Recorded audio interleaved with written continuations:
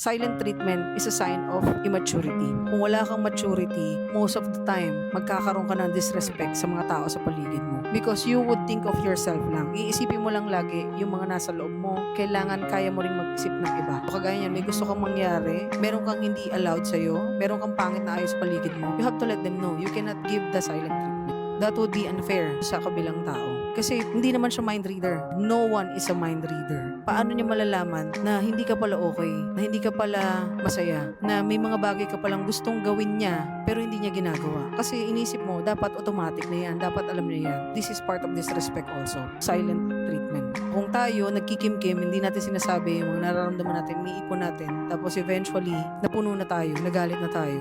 Dahil ayaw nating makasakit, ayaw nating magsalita, nananahimik lang tayo.